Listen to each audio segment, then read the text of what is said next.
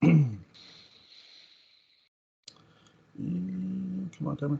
I am resident of Colwood for YouTube, Joel Saints, joined by Gordon. How are you, man? I'm doing good. How are you? I am great. I love the coffee mug, man. Oh, thank you. Some friends of mine are part of Rocks Geek, which is a belly dance and fire spinning troupe. They Cool. do shows the second Friday of the month at the Newport Theater in Chicago, and all of you are invited. Very, very cool. Even you. Okay, so I just figured I'd do a free plug. And if you go to enough shows, you get free stuff. Like you get free chocolate. I got a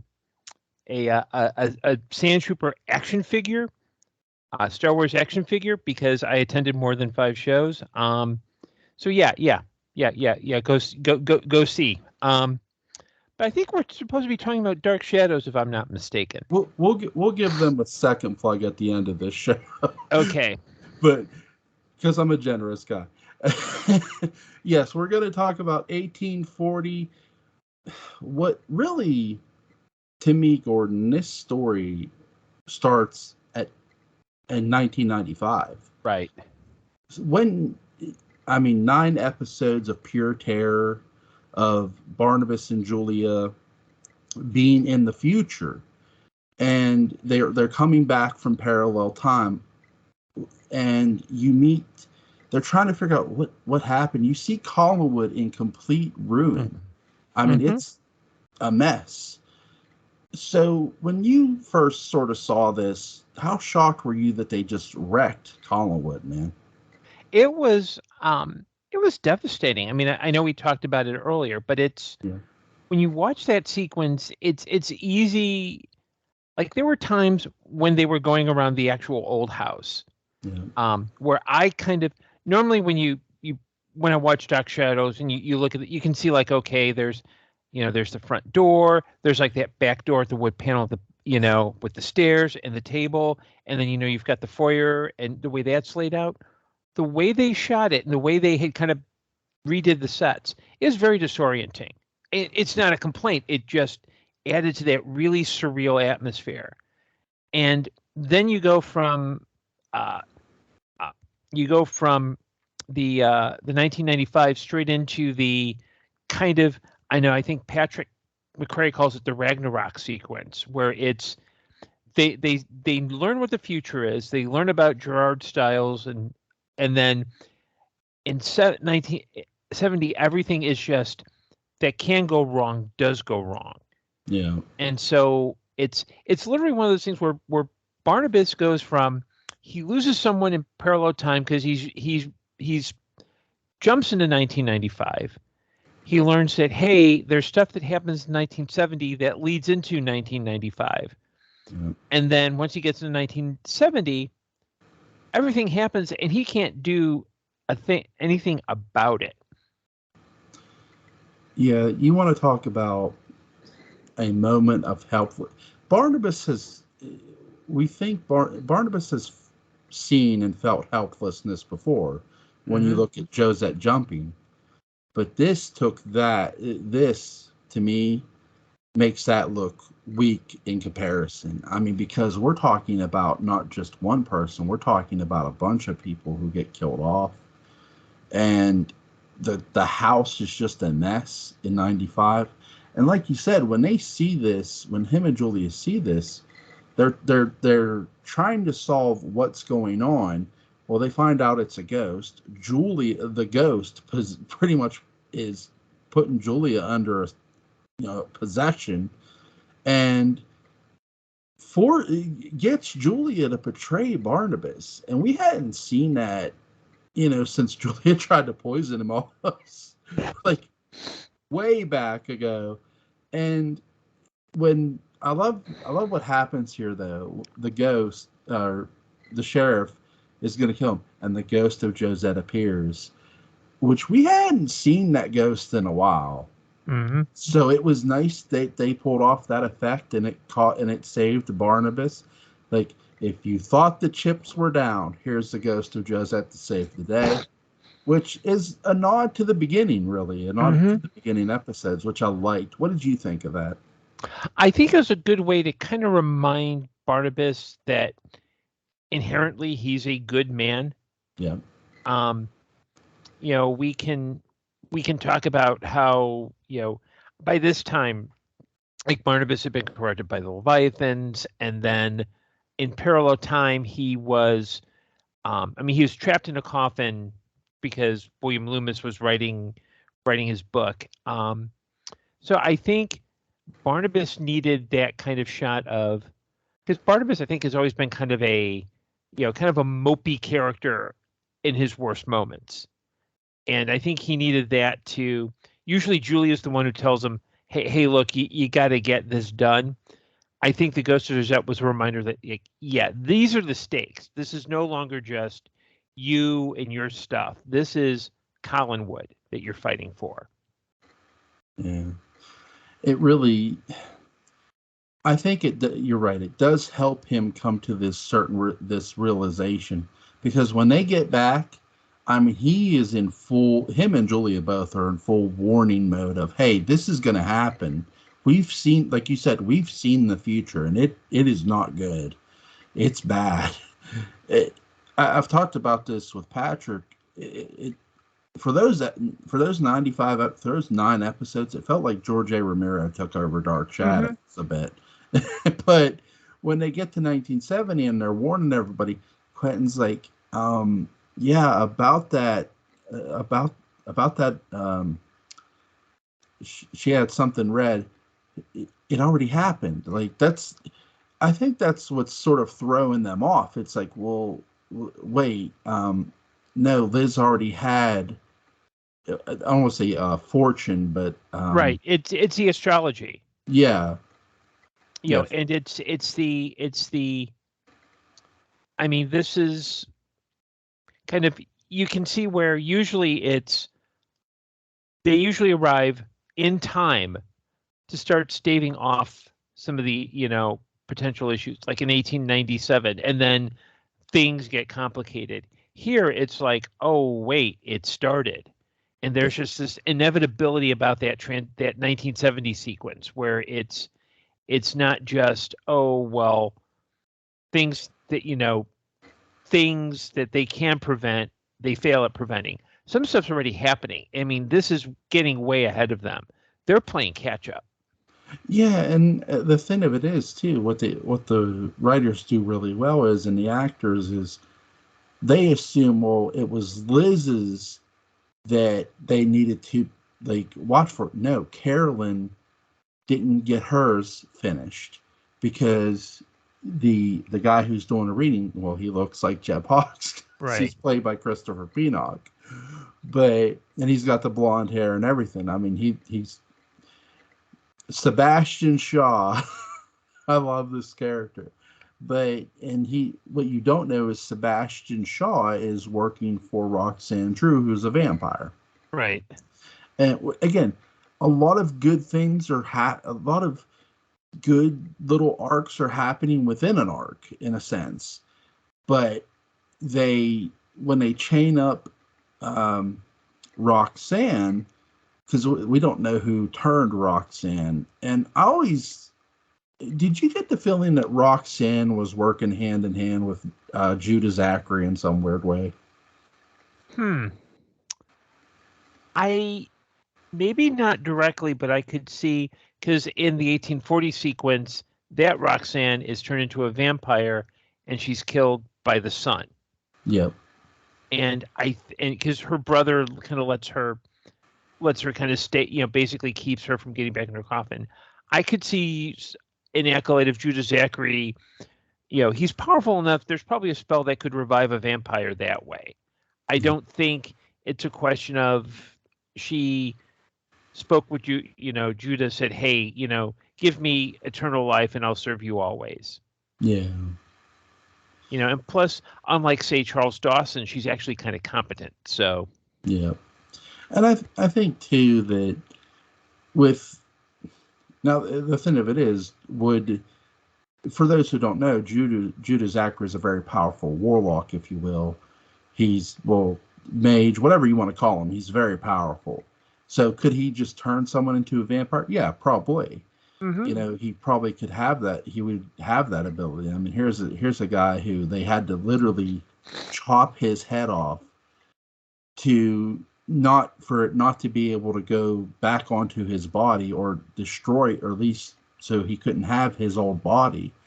And so that's why he has to possess a Gerard Styles. Now, Gerard, what we learned in 1840, Gerard's not the only person he possesses, and it's not the first person he possesses. I really like that.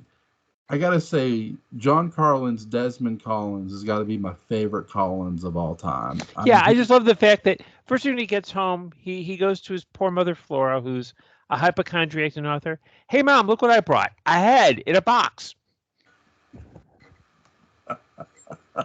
That's what for all of you out there. That's what you should get your loved ones: is a head in a box. Christmas is a coming. Yeah, I mean, hey, just don't make it Judah Zachary's head, okay? Because that, but like hey, look, it's C-3PO's head in a box.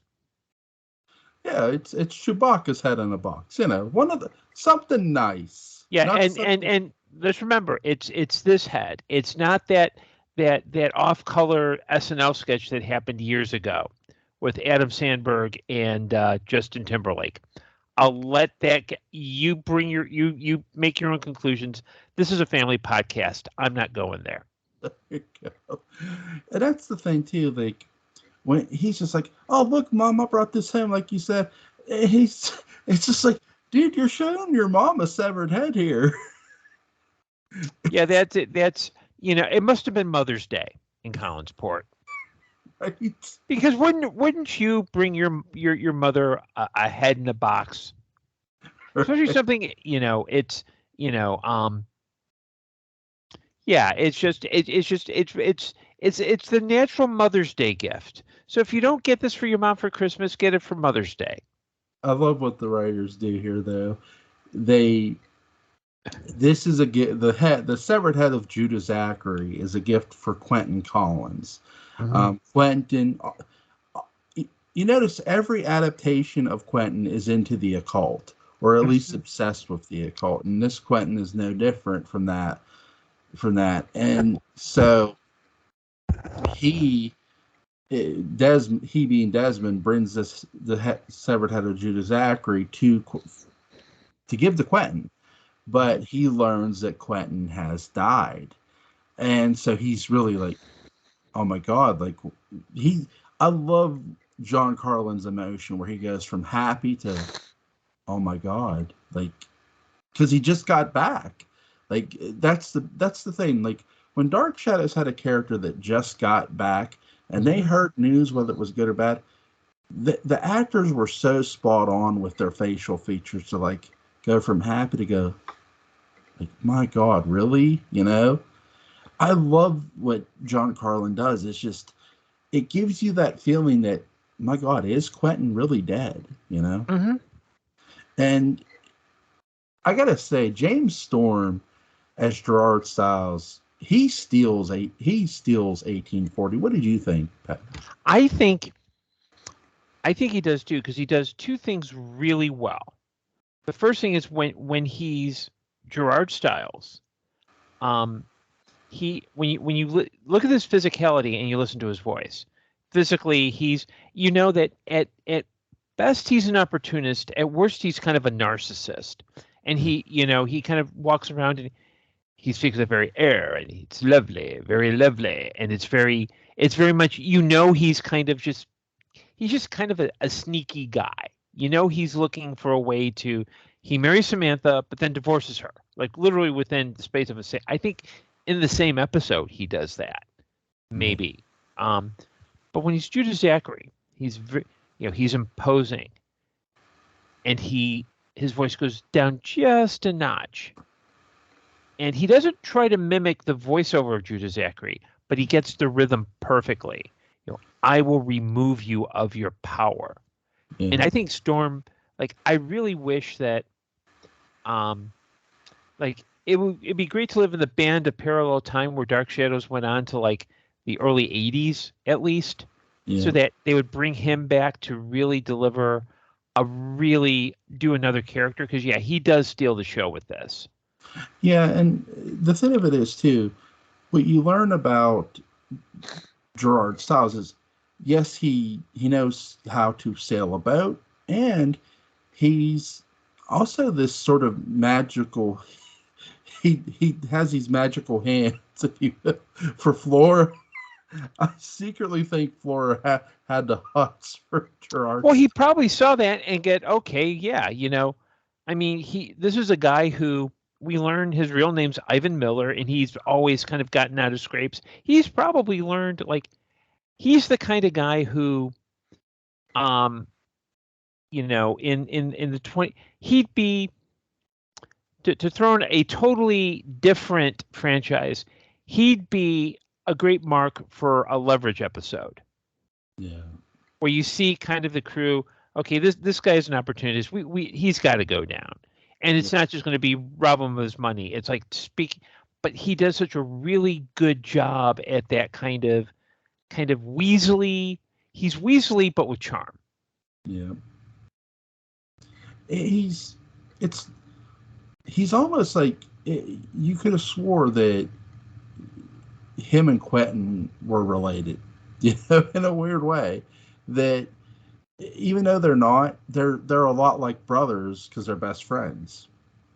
Yeah, and I wonder how much of that is deliberate on Gerard's part.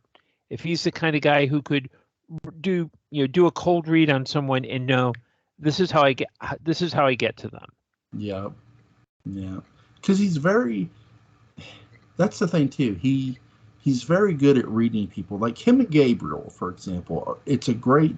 Christopher Penock's character is in a wheelchair, and it's a spoiler alert. He can walk, by the way, but he's in this wheelchair, and Gabriel is blackmailing him. He found out he's Ivan Miller, to what you were saying, and he's like, "Well, I'll tell her." I think Quentin's wife's name is Samantha, if I'm not mistaken.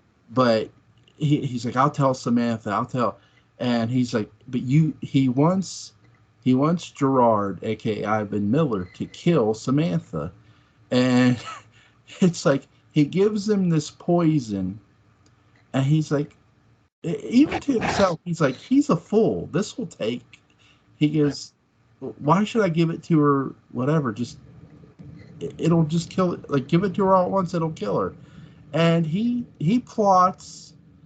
Secretly, he's plotting against Gabriel, and he takes Samantha, and he takes Daniel Collins, and he gets married to her. And what he does is Gabriel asks him, get me some arsenic so I can kill my wife.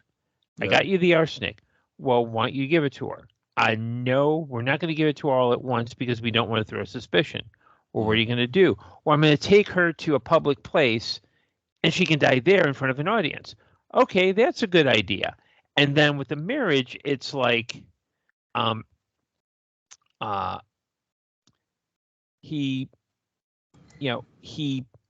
when he has to face Quentin, he's like, hey, dude, your wife and I, she's lonely, and you were dead, so why the heck not? Gabriel's like, well, why didn't you kill her? It's like, hey, I've got a longer plan.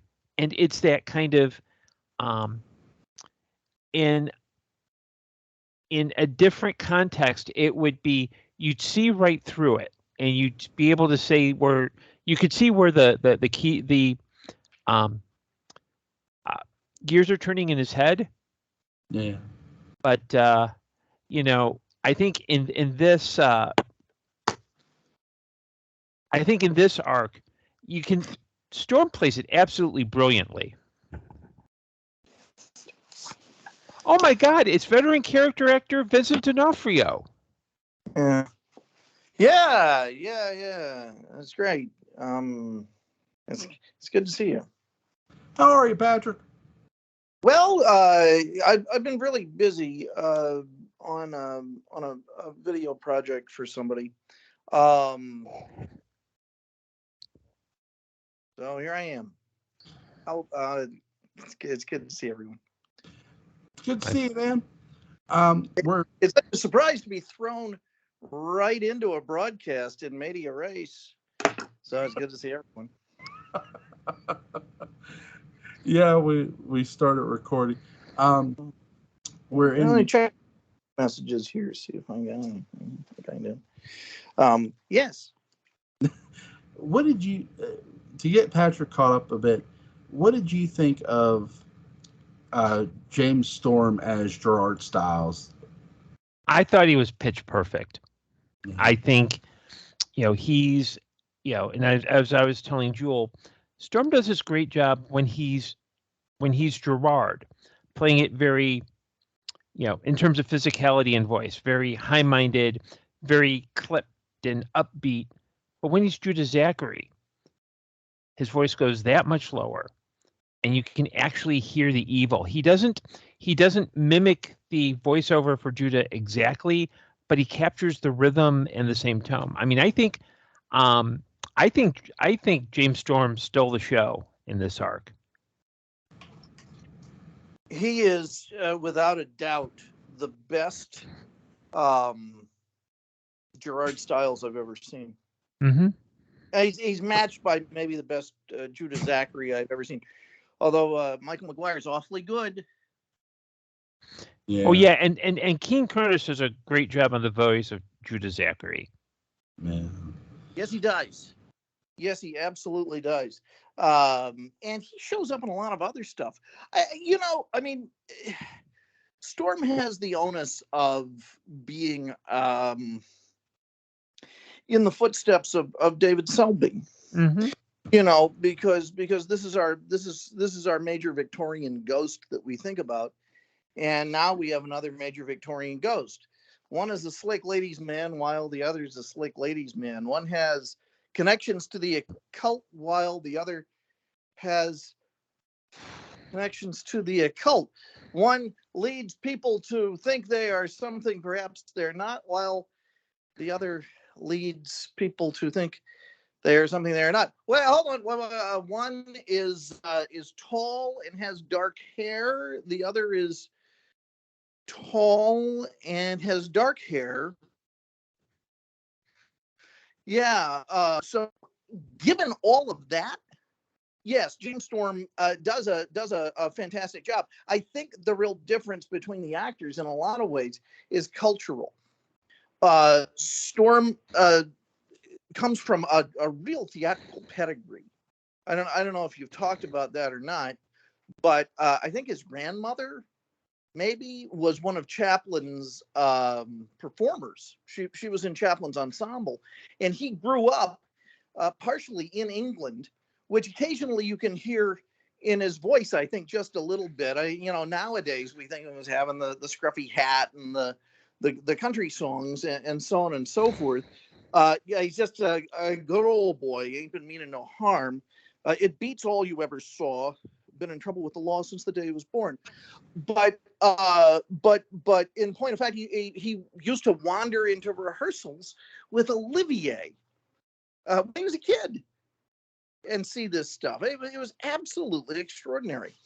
And so, Selby relies a great deal, of course, not only on his PhD and on a tremendous amount of linguistic skill, but also just this native West Virginian charm. And there is a more calculated and presentational quality from James Storm. Mm-hmm. And I think that this really manifests itself quite well in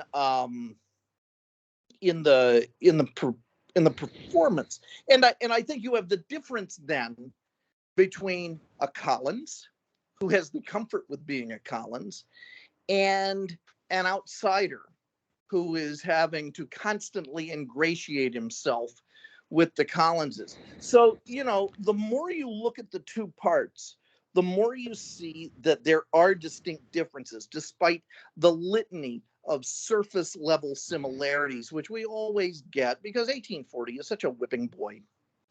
And here there's when you bother to look past the surface, and when you bother to get past what I often call dark shadows fatigue, you see a very different story and a very different set of circumstances beyond the cosmetic.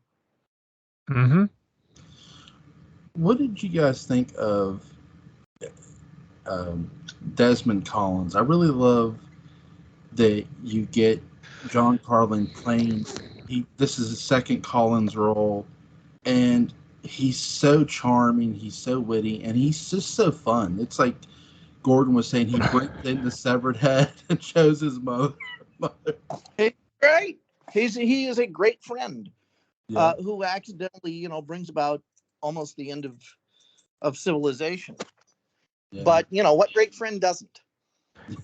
Mm-hmm. It was. I'll say this. I asked Gordon this, Patrick. Did you feel that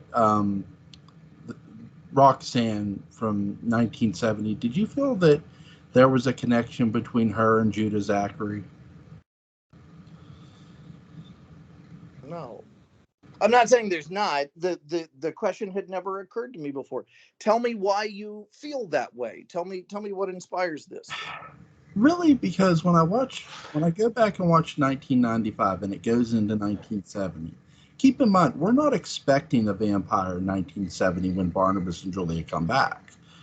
So, and we meet Sebastian Shaw, and when we meet Roxanne, we don't know Roxanne's the vampire right away. They don't reveal the mystery right away who the vampire is. But when they do, there's sort of this hint. It seems like she's hinting that, like, she knows that 1995 is going to occur. She knows. Well, how does she know? Unless she was either A, there, B, caused it once before, or C, Judah Zachary told her to go do this. I do think that, in my opinion. So she did this in 1970? Well, okay, 1995, when I'm just Barnabas, making sure I hear you correctly. well, when Barnabas and Julia come back from Parallel Time, what's Collinwood like? It's in complete ruin. So 1995 it's happened. Barnabas and Julia, when they go back to 1970, they're trying to prevent it from happening. But technically, the future has already happened once, right? So, okay, That's a funny way to put it. Yes, the future has already happened. Right. Roxanne seems to, because Sebastian Shaw tells her, this is wrong. This is wrong. She knows. I get the feeling Roxanne knows 1995 happened. And again, that's just my opinion. No, I mean, it's not a bad theory. How does it change the story for you if that's the case? If she is working for Judah Zachary, again, working for Judah Zachary, what's her job? Well, again, when I say working, I get the sense that Jude, again, in my opinion, Judah turned her into the vampire, not Barnabas. I know what they say. I know what they end up doing with her. I'm not calling BS on it. I just get the feeling that there was more of a meaning to the character than what they ended up with. That's just my view of it. It could be. I mean, here's the temptation with this storyline. And I think it's a thing to both celebrate and watch out for. And it's a constant issue that I deal with the day book. And that is reading into things, the dark shadows that I would like to be, and the dark shadows that I imagine there is, and the dark shadows that is supported by the text. Yeah. And at a certain point, God, even Judah Zachary is so wonderfully Marvel Comics. And we want to do so much with him. And then there's what are we imprinting on it? Now, I'll say this. For a long time, I heard you use this phrase, the cult of Judah Zachary. And I had forgotten about it. And I thought, oh boy, Jules really having a good time. Just kind of, his imagination's run wild. The poor lad. He's, and then by God, it's in the series. It's I ate my own words quietly in a corner without telling anyone. Did you use ketchup? You're quite right. Yeah, HP. So could Roxanne have been doing that? Yeah. I think a lot of stuff was hitting the fan, though, at the same time. It kind of takes away a bit of the whole universe has gone to pot on Barnabas at this point. Yeah. So it could be either way. Yeah.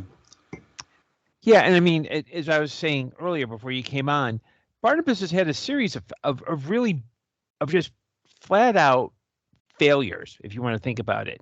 He fails to save Roxanne in 1970 Parallel Time. I mean, he's pulled out before he can do anything.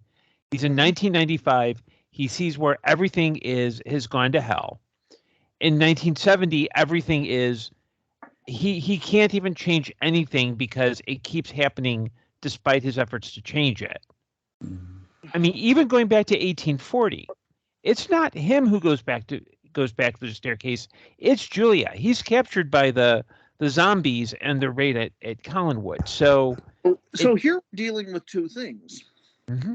We're dealing with literal truth, and we're dealing with metaphorical truth. Right.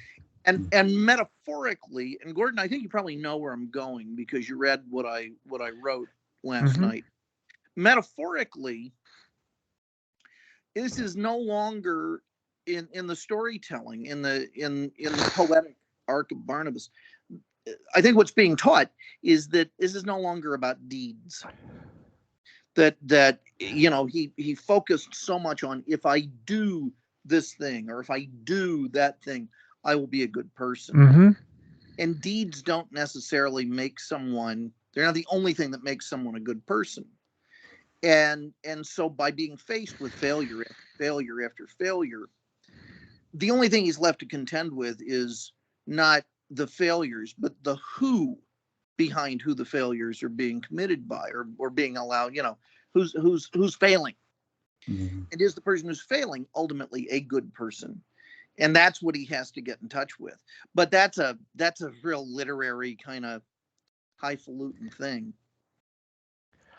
But it does work because I think, like, in watching the 1840 sequence arc, I watched it over the past few days just in preparation for this podcast, because I didn't want to be like, I forgot.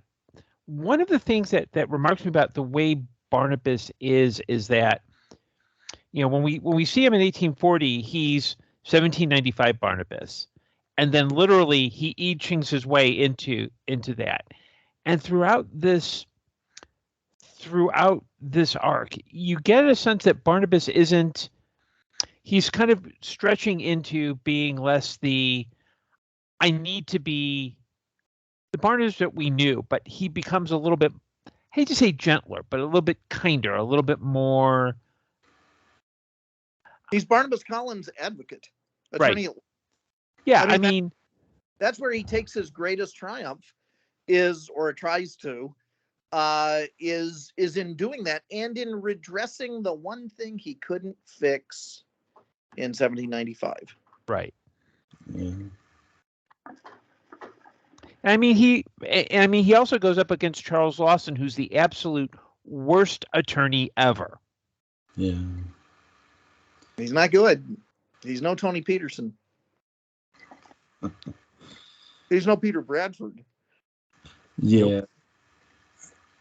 I think it's funny how when Lamar Trask is like all flipping out when Barnabas walks in the courtroom and Dawson's like, no, you're going to testify. You're going to testify.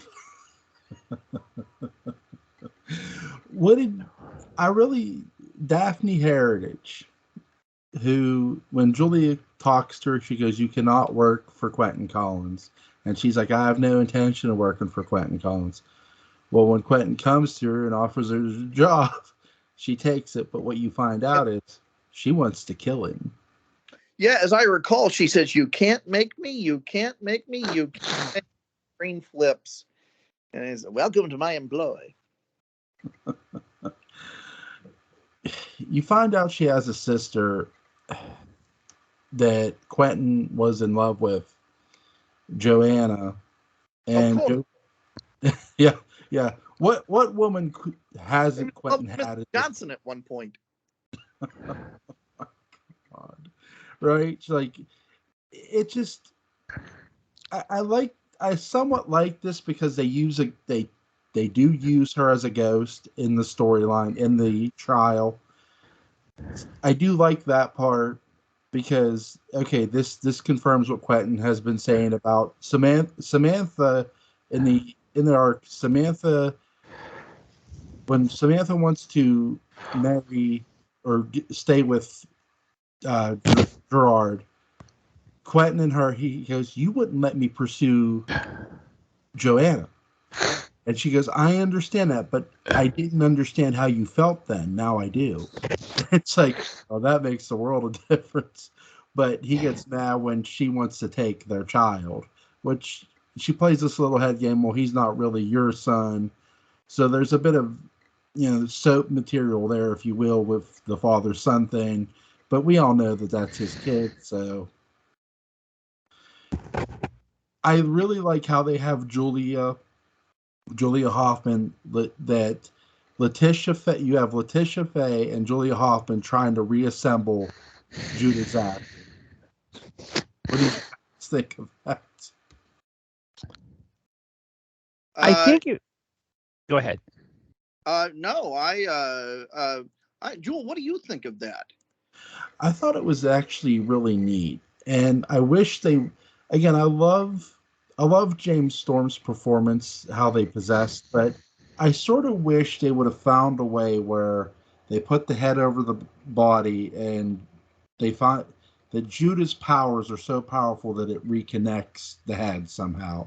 But they don't do that. But I'm fine with what they do. It's interesting to see, because remember, Julia did bring Eve to life. She does help bring Adam to life, even though it was primarily Dr. Lang's experiment. Here she fails, and it was interesting to see her fail. Is it failing like someone failing to check their text messages, Gordon? Yes, I think that's absolutely accurate. I'm stunned at the observation, Jewel, and I'm moved by it as well. I can only go into profound agreement with everything you just said.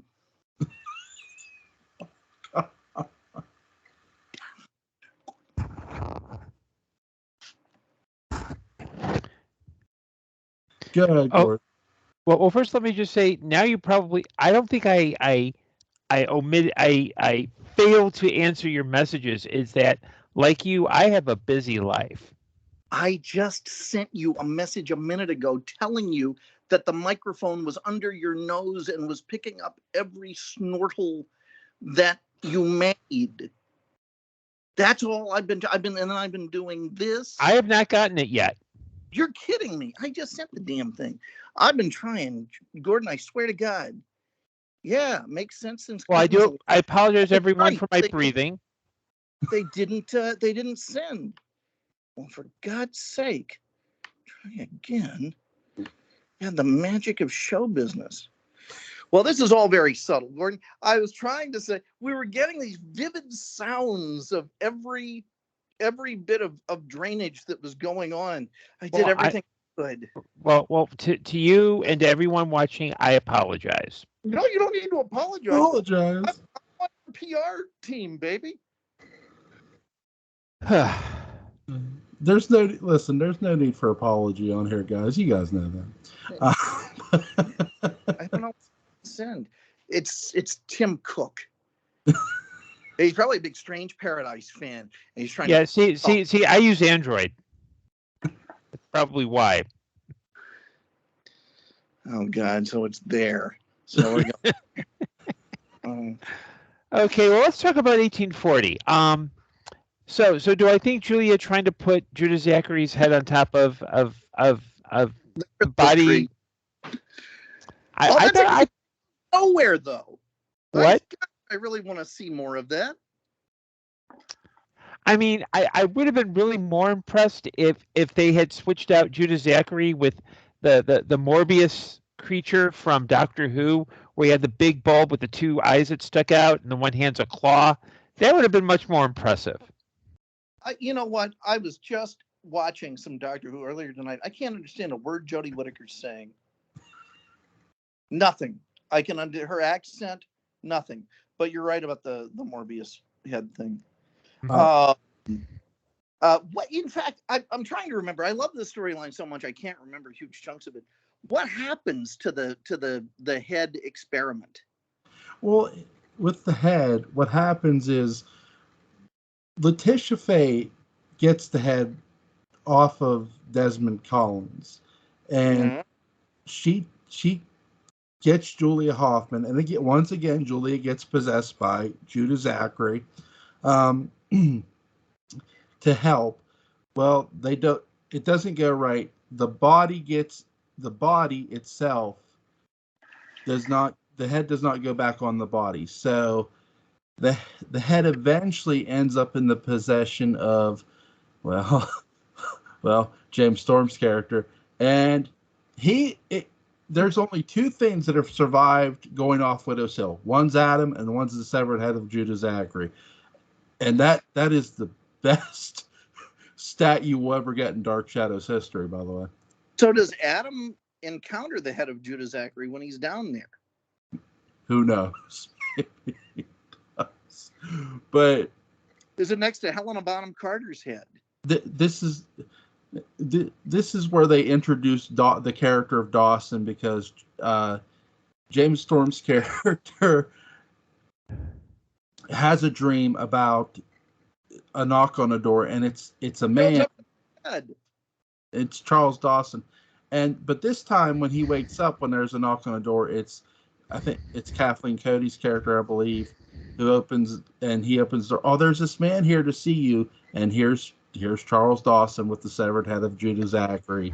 He has a perverse smile too. Yes, he's really enjoying it. So that's what happens with the head of Judah Zachary.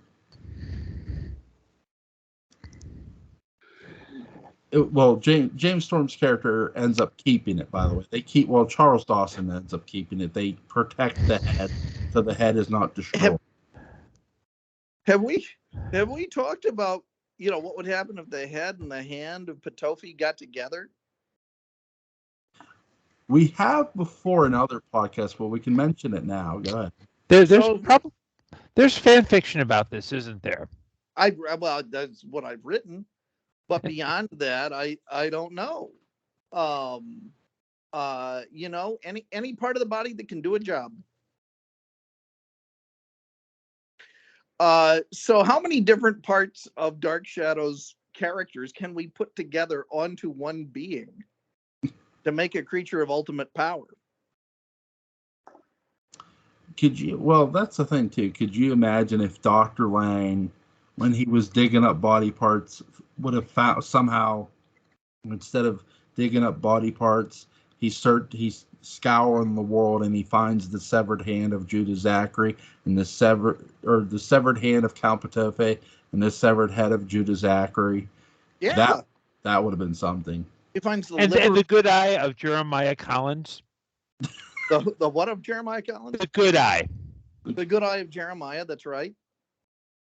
Let's see. Probably the spleen of Peter Bradford, because why not? Well, there's all of Bill Malloy down there. Yep. The beard of Bill Malloy, who is Mrs. Johnson. But seriously, you gotta wonder. Burke's doing all that modeling for Sam. Sam calls his buddy up and says, "Hey, you gotta meet this guy." And I really think there's a thing there. It would have been Yes, grab the wheel. Yeah, it would have been interesting that if we would have had some sort of Count Petofe, Judah Zachary interaction, or they would have just squared off against each other. It doesn't happen in the series, but it's one of the best what ifs. this is, and this brings up really the issue of source of power. Yeah. You know, one of the things I thought about is that Quentin's power heritage seems to be Asian. I just say that because the I Ching ones and, you know, Asian, you know, I guess maybe bleeding into the Middle East a little bit with the Alexandrian stuff. So what is, you know, so then you've got Evan Hanley, and his seems very, very English. You know, it strikes me as very Dennis Wheatley inspired. And I thought Joel had to go consult with a priest or something. And so then, you know, Count Patofi seems to be the odd man out in that. I can't really trace. You know, it seems like Judah Zachary is very much of the same kind of Dennis Wheatley tradition when we think of that. So what are the origins of the powers of these different figures, and how do they stack up against each other? I think that's the thing with my own theory with Patofi is there are certain characters in Dark Shadows like a Patofi, like a Judah Zachary. They're not born of man and woman. They're born of this earth. That there are I forget who said this years ago when I was in elementary school, but somebody had this theory that what if there were beings that were of the planet Earth that had power, that the Earth gave powers to? Like elementals? Yeah, something like that, yeah.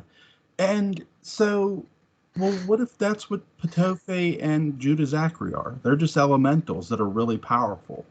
I know many people say Patofi is a mage, and he probably is, but he still has powers even without his hand. I mean, we see that in 1897. He just wants his hand back so he can continue to live. Yes. So when you have, and then when you have Judah Zachary, you know, appears as James Storm's character as a ghost, and he's still causing chaos. Even when he's not in his body, he still has his own powers. With Patofi, you did notice that when he got the hand back, he had trouble controlling the hand at times because he hadn't had it on for forever. Zachary had no problem. So why? How this thing works? Which direction is it? Right, like I'm just thinking something I can't say. But cover your ears, Joel. What is it? Oh, God. You can say it to me. It's what you think it is, Patrick. It's precisely what you think it is. God, bring in John Harvey Kellogg. That was a healer. That was a man of science. My God. But, Yeah. We hit you with the contemporary references. This one's for Kellogg references for the kids.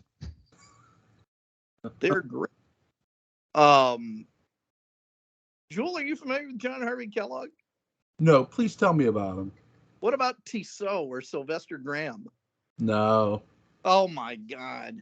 They're all now we made good. Gordon, you're a man of psychology. Tell us about Sylvester Graham and John Harvey Kellogg. Well, they wanted to provide distractions for people because they thought they engaged in too many unhealthy habits.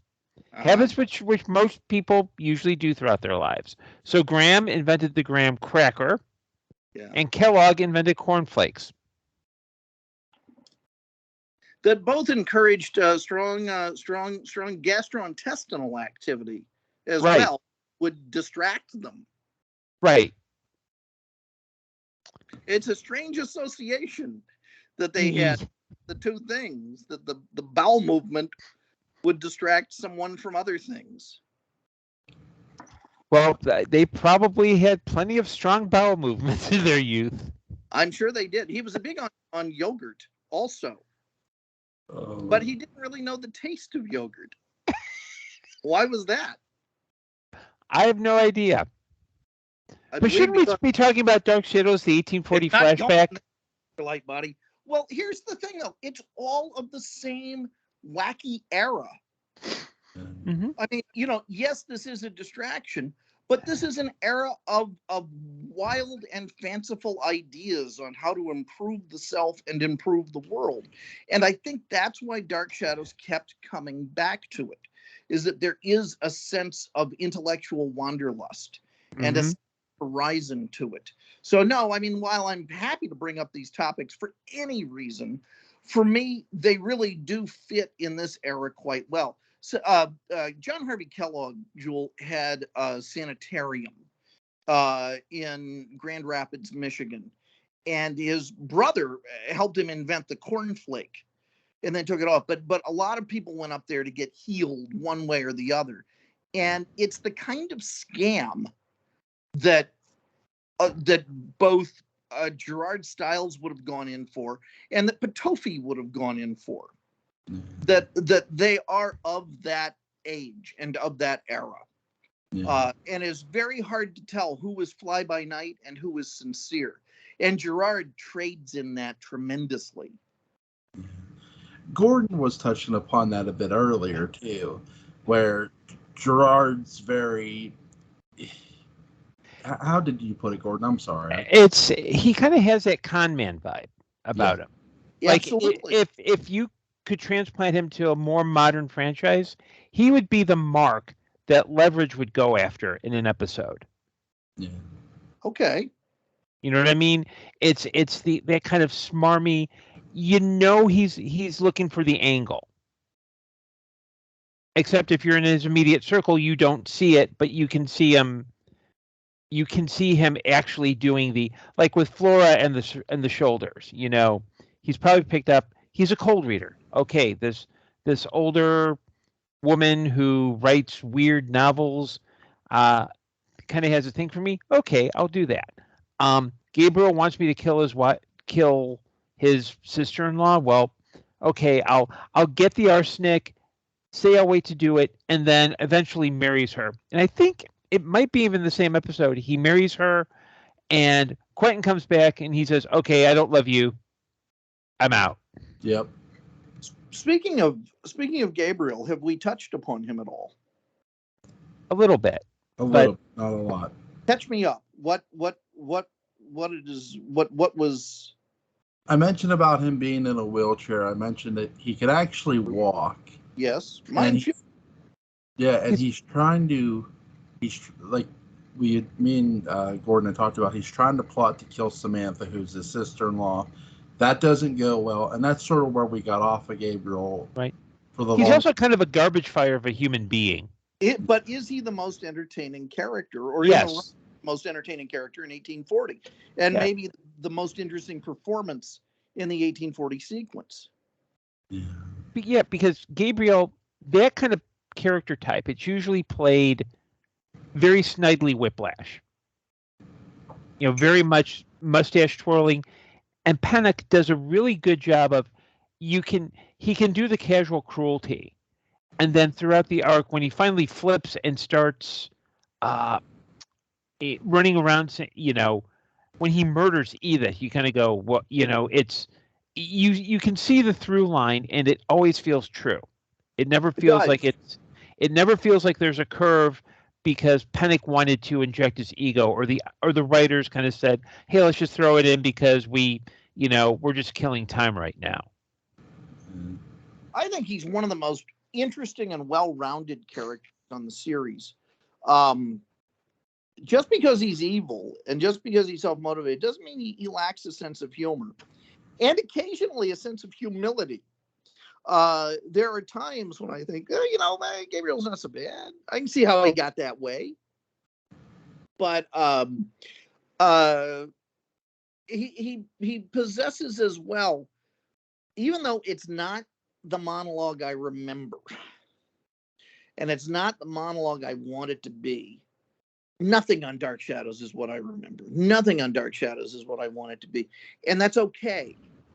But he has that astounding scene with his dad where he finally reveals that he just wanted to be loved, and it was the only way that he could sustain a sense of love. And what kind of a shadow did Quentin create that he was living in, that he felt compelled to do something like that?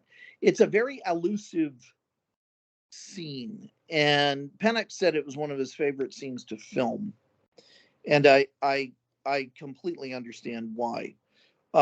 Gabriel to me is one of the funniest characters on the show. He's one of the most observant, and I, just like I watch Magnum PI for Higgins, I often end up watching the 1840 storyline for Gabriel. I think it's just great.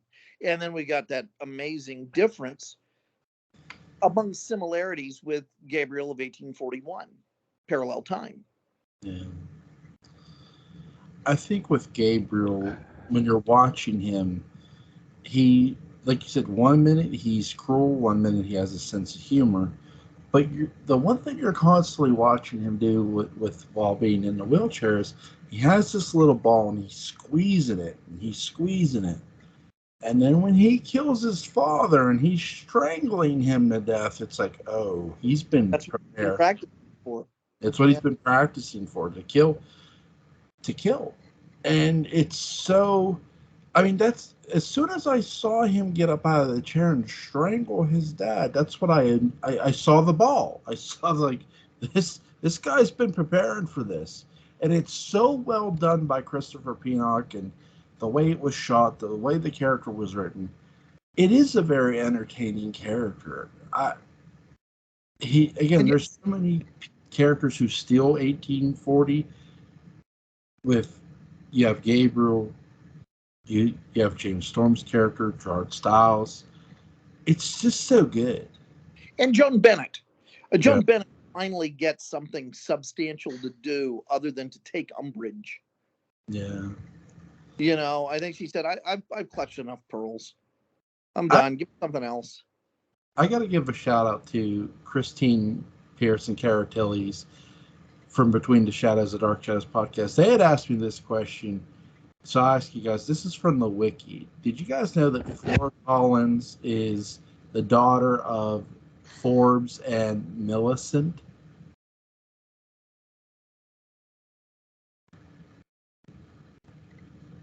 Where did they get that? The wiki. Yeah. So it said it on the internet. Is it supported anywhere on the show? I don't know. No. I mean, because I don't remember Nathan and Millicent ever having a baby. That's the thing. I don't either. It's really. Or even, I know there's the whole marriage thing. I don't know if that ever, I thought in 1795 that's null, but I may be misremembering. It is a null. But here's the thing, too. Millicent loses her mind, too. So, and again, just because we don't see two characters getting intimate with each other doesn't mean they didn't. But at the same time, Millicent loses her mind. So, again, I just don't know. But this is an easy way to figure this out. How does Flora relate to Daniel? Do we know? Because Daniel's from the New York branch. Yeah. And the New York branch really replaces the main branch. Yeah. And so I just assumed she was some other cousin. Yeah, that would make sense. That it's, especially since there's she has no real position other than, lives at Rose Cottage and writes novels that I don't know who's reading them. And she would have been born into an asylum. She would have been the illegitimate Collins daughter in an asylum. To give her the Collins name would bring up a lot of weirdness. I mean, I think that's a fun idea, but I don't think the text supports it anywhere. It may be a Big Finish thing, but then that gets us into a whole hullabaloo of is Big Finish legit, or is it just some sort of EU, Earth for what it kind of thing? And I see it as just kind of a parallel time. I like the fact that we get a seance in Rose Cottage, and it's Lamar Trask who wants to perform this seance. And I like what did you guys think they actually have Jerry Lacey doing the voiceover as the ghost of Reverend Trask, and Jerry Lacey sitting in the room. Well, he played both parts. Yep.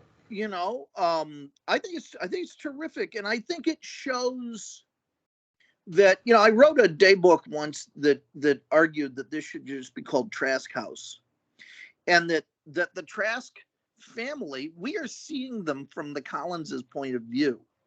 Mm-hmm. In terms of what's actually brought Lamar in there, it could be to combat all of this craziness. Think, your grandfather got walled up in there by a vampire who was stupping a witch. And you got more vampires running around. You got the severed head. There's a lot for him to have to go after and deal with, and that he couldn't afford, because his father, grandfather were no great shakes. Is he the grandson or the son of Reverend Trask? I believe they say he is the son, or the son. Yeah. Okay, so he couldn't have afforded medical school to, really jump into the battle. So what did he do? He did the next best thing. He studied anatomy through being the manager for some exotic dancers. No, he studied anatomy by becoming a mortician. Mm-hmm. And so to me, there's a really interesting other story here. So yeah, he would use the tools of the occult to battle the occult. Yeah, he's not. You're right. The biggest difference when you look at the Trask is Reverend Trask is a priest. Here's Lamar Trask, his son. He's a mortician. He's not a priest, but it does have something. In a weird way, yeah, morticians do deal in religion at times. I'm sure they seek God, but Lamar's not talking a lot about religion, as far as I remember. No, that's the thing, though, too. He says about vengeance a lot, about getting vengeance. And that's sort of where, at times, he does quote God here or there. But he's more about the revenge and the vengeance factor. Like, you've never heard Reverend Trask say, let's do a seance. No, here's Lamar Trask going, let's do a seance in Rose Cottage. And sure. And then he later says, well, oh, okay, just because I did a seance doesn't mean I'm a witch. Right. And I think Lamar Trask, if Reverend Trask is a true believer, Lamar knows how to pepper his language enough to give it that justification without believing it. Yeah. Because he would say like the Almighty and cloak and that kind of thing, but he's really about. He's like, okay, yeah, but Trask is the kind of guy who'll be like, okay, yeah, you help me, but in a way, he's kind of the counter to Gerard, except with Gerard, he's just manipulative because he's manipulative. Trask is doing it because he wants to find out what happened to his daddy. And I think it's a very fitting punishment that when he is offed, Barnabas stabs him, throws him in the parallel time room, where he's like, okay, it's the next it's worse than being bricked up behind a wall. I like the fact too that you have Gerard Stiles who's he's performing the seance with Lamar Trask at Rose Cottage, which is really cool. It's one of my favorite seances in all of Dark Shadows because Flora Collins is a part of it too. So, and they do contact the ghost of Reverend Trask, and obviously this is what will ultimately cause Barnabas to get walled up. I do love the fact that they mention the Mary woman being the one who portrayed Judah Zachary, and Barnabas and Julie are reading from this book, and who walks in the door? Angelique. Sure. They set that up nicely. Really nicely. What did you guys think of what did you guys think of Joanna, the character of Joanna? Oh boy, that to me is, here's the thing. When I look at a character like Joanna, I sort of wonder, is the way she wound up what the writers intended when they introduced her? Meaning, did they hope for something more? Did they hope for something more sensational? Because the Joanna storyline's one I always have to remind myself exists in the middle of all of this. Yeah. It's easy to forget about, but that may just be me. Yeah, I kind of wondered that myself, because it felt like, and I think part of it is just, I'm sure that at the time there was probably the show was losing viewership, and the writers might have been under a bit of pressure to like move things along, quick things up. It felt like she was there just to kind of like, okay, we're letting Quentin off, and then it's this whole, it's justifying that, okay, it's okay for Quentin and Daphne to get together. It just never felt right. And again, like Patrick said, I'm not sure if it's, I wonder if it was the writer's intention, or it was just, oh, we need to move into we need to move forward because reasons. Where would that storyline have gone if Joe's storyline had become wildly successful? Yeah. You always got to think about that. Anytime they introduce one of these characters, I'm convinced it's with the hope of having the new Barnabas. Yeah. Or another. I think with Joanna too, they do excuse me, they do mention her very briefly when Quentin and Samantha are having their interaction, when Samantha is making her decision when it concerns between her and Gerard, and she ends up choosing Gerard, and Quentin reminds her, Samantha, you wouldn't let me go after Joanna. And by the while, when Quentin returns, he's receiving these letters that he don't know whose they're from. Now we're told that he's receiving them from. Eventually, we know that her sister's the one writing the letters, but also Joanna does appear, at the tree as a ghost, because Samantha goes, I didn't. She tells Gerard Stiles, who's at that point, Judah Zachary, that she doesn't know it's Judah, I don't think, but she tells him, I didn't go to the tree, like it wasn't me, you saw it. And so Gerard and her are sort of stunned, and you see Joanna Mills make this appearance. Could they have done a better job of continuing to mention Joanna? Yeah, they could have, because they don't mention her a hell of a whole lot. That's what I'll say. They do, but the writers do mention her. They do plant that seed that Joanna is a character prior to seeing her. But the way they set it up is that she had died, and then all of a sudden she appears in court, and oh no, I'm not dead. Yeah. I was at a sanitarium. I got better. I left. It feels like it's kind of they were setting up a plot line that maybe was going to lean a little bit more into the supernatural, but then it turns into Joanna giving, and then she and Samantha fight, and Samantha says, I wrote the letters. You sent letters to Quentin, but I hijacked them and I forged it, and it felt very much like it kind of like and I'm going to probably burn in hell for saying this. It felt like the end of a Scooby-Doo episode. It was Lee Berry all along. Mm-hmm.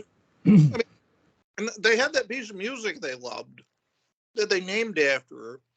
And then I felt like they had to justify a character to match. Yeah. It's... But you know who I think the real power player of this arc is? Abe Vigoda. Of course. Yeah.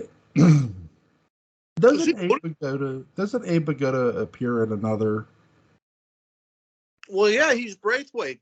He's Ezra Braithwaite, who he is a very young man. You remember that? Yeah. Because he shows up with Clinton's receipt. I think he still wants to be paid. But when we meet him, he's a young man. And there's no need to feel down. Yeah, Ezra Braithwaite ends up getting killed by the ghost of Quentin. But what if Abe Vigoda and Conrad Bain had joined forces? Best buddy cop movie ever. I think it's a good idea. That's all I'm saying. Abe Vigoda has been in many television shows, by the way. Oh goodness. But yeah, you're right. He played Ezra Braithwaite prior to the 1840 storyline, and he ends up getting, now as an old man, he ends up getting killed. As a young man, someone else is playing the character, and he doesn't. But with 1840, it was nice to see him here again, though, because again, I love when characters are introduced in Dark Shadows, and they do, whether the characters stick around long, they do make usage of most of the characters, unless even if the character's just, hey, on the docks and Barnabas has to bite that character. There's those characters too.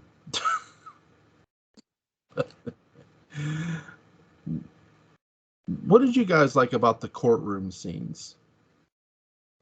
Barnabas is the attorney. It's wonderful. Yeah, especially the way he, when Dawson says, "Hey, you're not an attorney," and Barnabas is like, "Hey, I checked the law. This, in a situation like this, it's okay to have a citizen attorney." And the judge is like, "Yeah, sure, go ahead." Yeah. And he's within the law. Barnabas is a William and Mary man. He knows his rights. That's probably what the Barnabas Collins in 1970 Parallel Time did. He went into law. That was the big choice he made. He said, "Yes, forget about Josette. I'd rather be a lawyer fighting for 1804 rights." And no, wait, are you talking legit, like after the Angelique incident? In Parallel Time. Oh, in Parallel Time. Right. Was there a Barnabas in Parallel Time that was not didn't the line die out or something? Well, I'm just assuming with Parallel Time, the fact that William Loomis wrote a book about Barnabas meant that he had to do something of note, because you're not going to write, if you're going to write a book about the Collins family, you're going to do the Collins family. The fact that Barnabas stuck out means, one, yeah, the line died out with him, but he probably did something that was notable, and it would make sense for me. He became a lawyer. I love that. Yeah, because the book is titled "The Life and Death of Barnabas Collins." It's specifically about his life. Hey, let's get crazy. He became Supreme Court Justice. Yeah. He was Johnny Cochran before Johnny Cochran existed. In every sense. It shows up with Patofi. If the hand don't fit. Oh goodness! It's a shame they couldn't afford Harvey Birdman, attorney at law. No. It really is an interesting thing to ponder, though. What is the life and death of Barnabas Collins in Parallel Time? What was similar and what was different? Did he go up against Trask? Was he the last victim of the witch trials? That wouldn't have. Did he go off to England? Isn't there a reference to him going off to England? That's the thing. We don't know. With Willie's book, we don't know enough about the actual book itself and what's in the book. We know that The one thing we know is Barnabas himself did not get turned into a vampire. And keep in mind, Angelique married Ben Stokes. She did? Wait, well, she hooked up with Ben Stokes. What's that? Really? Have you been reading my fan fiction again? Where are you getting this? Well, technically, okay. There's a Stokes, in 1970, the Stokes, I can't forget his name.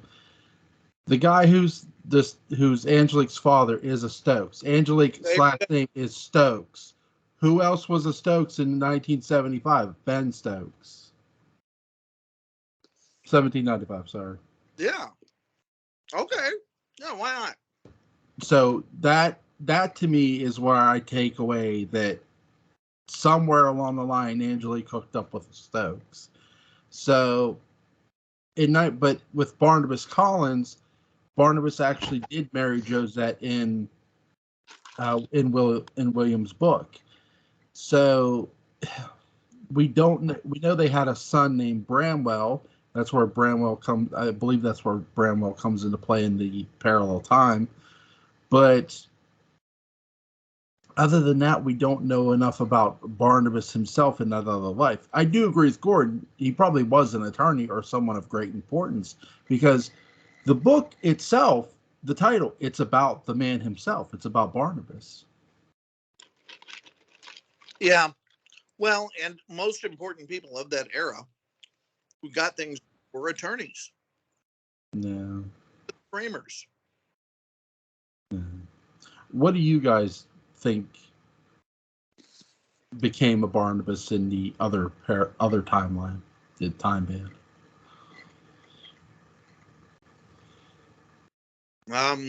Something prestigious.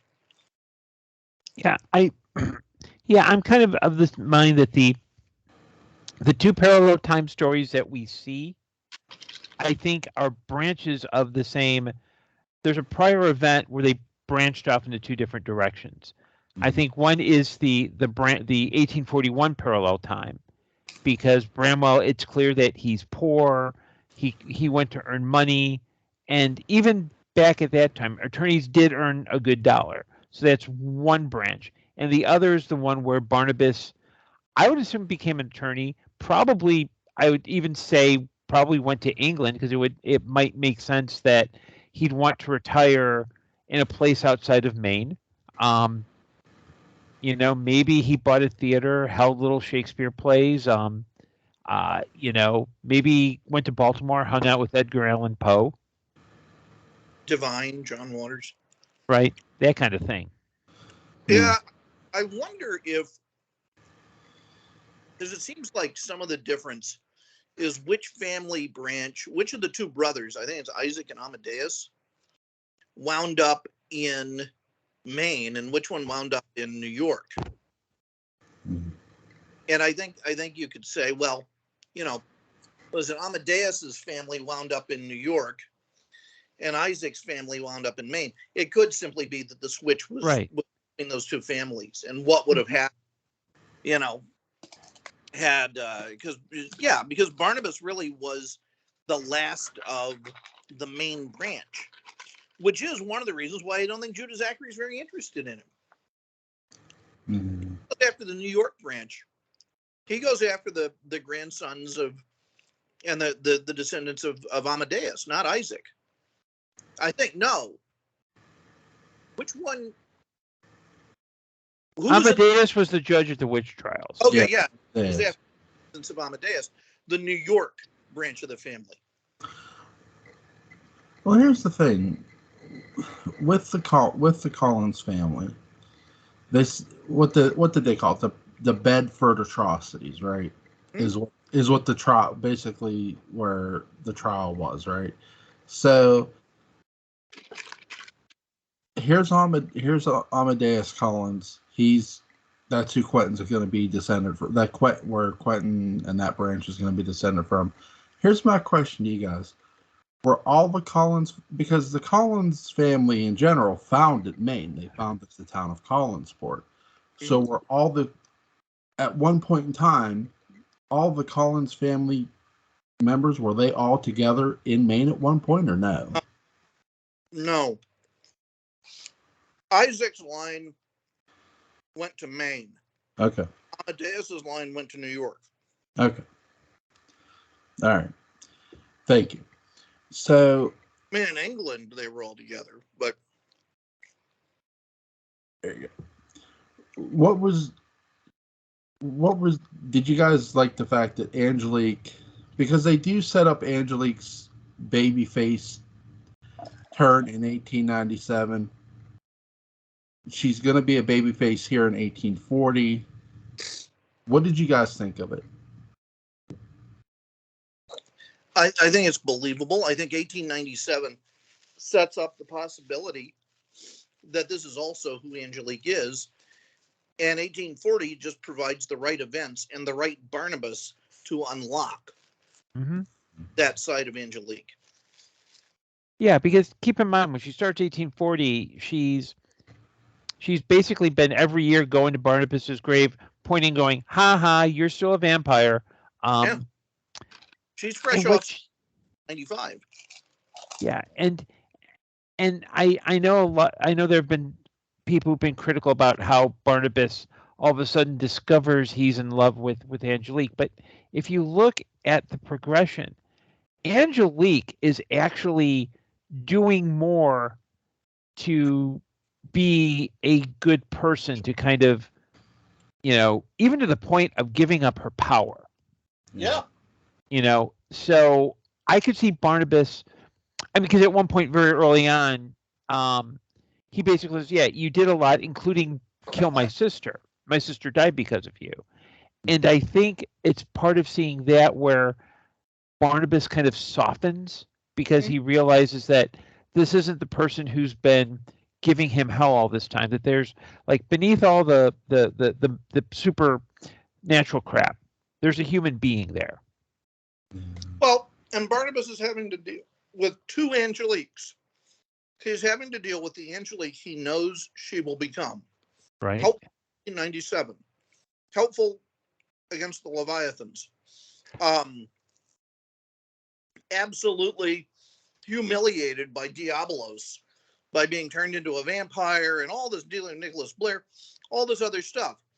So he very much knows who Angelique can become and is going to become. And it's hard for him not to bring that baggage to the Angelique who hasn't yet become that. What a complex issue when you fell in love with an Angelique in the past who had a personality and a life circumstance you haven't seen in a long time. Yeah. That's not to juggle. And it's such a marvelous storytelling tool. Yeah, I think the writers did a really great job of setting this character's turn up in 1897. And it's funny, somebody had asked that on Twitter, and I said, well, when did Angelique suddenly become good? I said, 1897, really prior to 1840.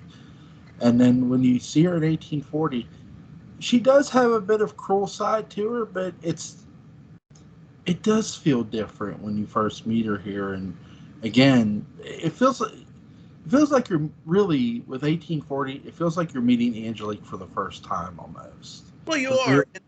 There's that scene in the 1797 flash forward, the thing after 1897, where Angelique, I think, tries to make Barnabas do all sorts of bargains and this and that, and Barnabas just says, "No, I'm not going to. No, I'm not going to ask for anything inordinate from him. I think he just says, please just save Josette's life." That's all. But I'm not gonna threaten. I'm not gonna do anything strange. And that's a very different side of him. That's a very mature side of him.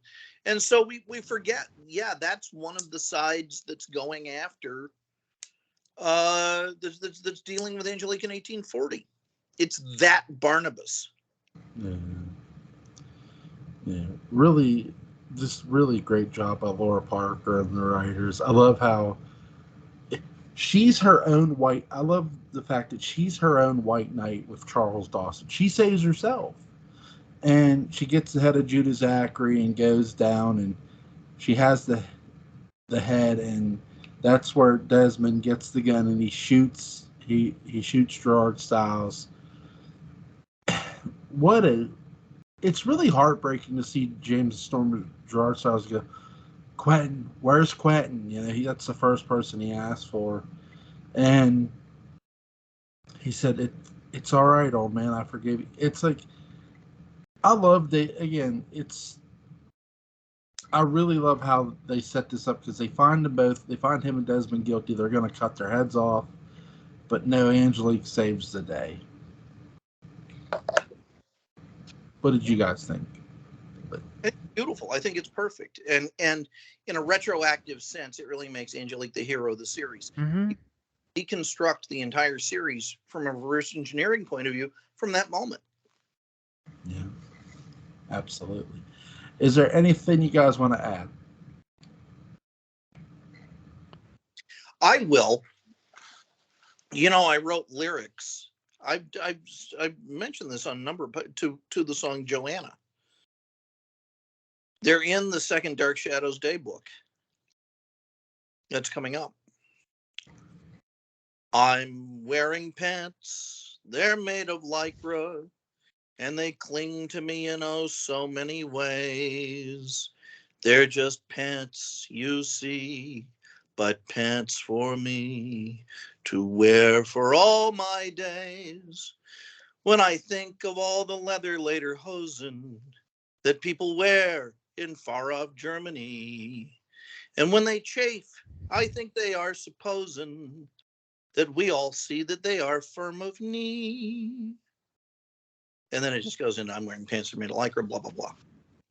Very, very nice. Very nice. But does it end with I'm Barnacle Bill the Sailor? It should. It will now. Great. Contact ASCAP. By the way, still no text. I know. I can't explain it. I was just trying to. It was a lot of snortling. You didn't know. It was like the microphone was right there. Gordon, do you want to plug your cup one more time? Okay, well, friends of mine are part of Rocks Geek, which is a belly dance, fire spinning, cosplay troupe. They do shows second Friday at the Newport Theater. You can find them on Facebook, Twitter before it explodes. They're at rocksgeek.com. I know several of the performers. They'll probably, and if you go to enough shows, you get free stuff. Not the mug. You have to buy the mug, but I figured, this way it's free. One of the performers is a 5-time Hugo Award winner for best editor on a best editor for a semi-pro fanzine. So, yeah, if you're in Chicago, check them out. I've seen Rocks Geek. They're fantastic. Oh, where did you see them? In a theater. Oh, okay. Cool. Just helping with a plug, Gordon. I haven't seen them, but I'm sure they're wonderful. Undone again. Links to the Dark Shadows Daybook, where you can go get that on Amazon, will be in the description box. Links to Gordon's Amazon page and where you can get his stuff will be in the description box. Gentlemen, it has been a pleasure and a blast. I hope you guys are in the chat room for the live stream Friday. But have a happy Thanksgiving, and God bless you both. You too. Sniff wisely. Bye-bye.